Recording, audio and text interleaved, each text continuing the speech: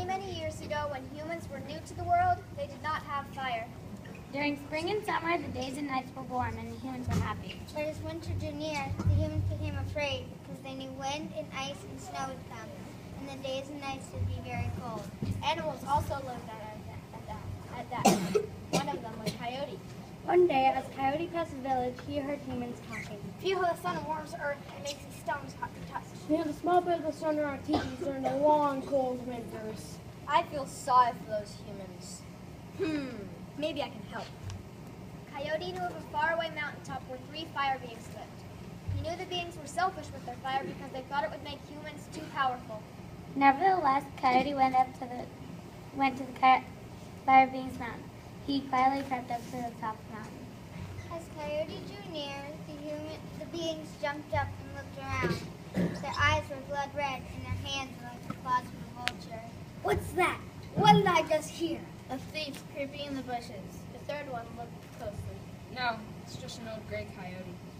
The fire being sat back down and paid no more attention to Coyote, but Coyote watched them closely. He watched how they fed the fire with pine cones and dry tree branches. Look at how the beings stamp on the small things designed in the dry grass. He watched them take turns guarding the fire. Look at how 2 beings sleep while the third one stands watch. In the early morning, Coyote watched as the being guarding the fire go into a teepee and call out, Sister! Sister! Hurry! It's your turn to guard the fire! But his sister, who was still half asleep, moved slowly to take her turns.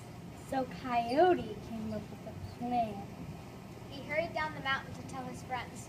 He told his friends about the fire being, the humans who feared the cold winter, and about the selfish fire beings. and he told his friends about his plan. The humans need to have fire. We will all help. So Coyote went back up the mountain. What is that? Is it a thief? No, it's just an old gray coyote hunting for food. The fire being sat around the fire, and Coyote waited. He waited through the day, he waited through the night, and when morning came... Sister! Sister! Get up! It's your turn to watch the fire! I'm coming, stop shouting.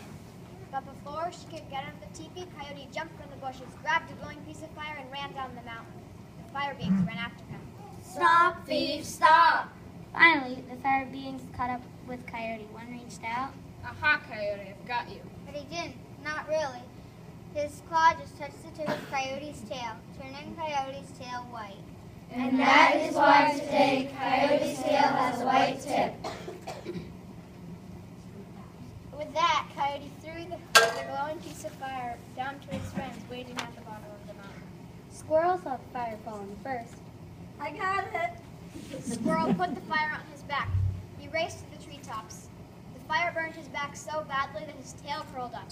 And that is why today Squirrel's tail is curled up and back.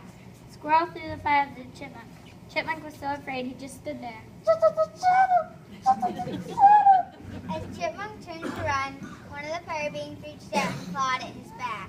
And That is why today chipmunks have 3 stripes on their backs. Chipmunk threw the fire to Frog just as one of the beings clawed at Frog's tail. Dude, my tail! Frog had to think fast. He took a big leap, leaving his tail in the fire being's hand. And That is why today frogs have no tails. Frog tossed the fire to Wood.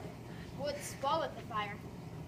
The fire beings were stumped. They tried talking to Wood, they tried singing to Wood, but Wood would not give up the fire. The fire beings knew they had lost their fire, so they hightailed it back to their mountaintop, never to show their gruesome faces again. But wise Coyote knew how to get fire from wood. He showed the humans the trick of rubbing 2 sticks together to make flames. And That is why today fire keeps man warm and safe throughout the cold winter.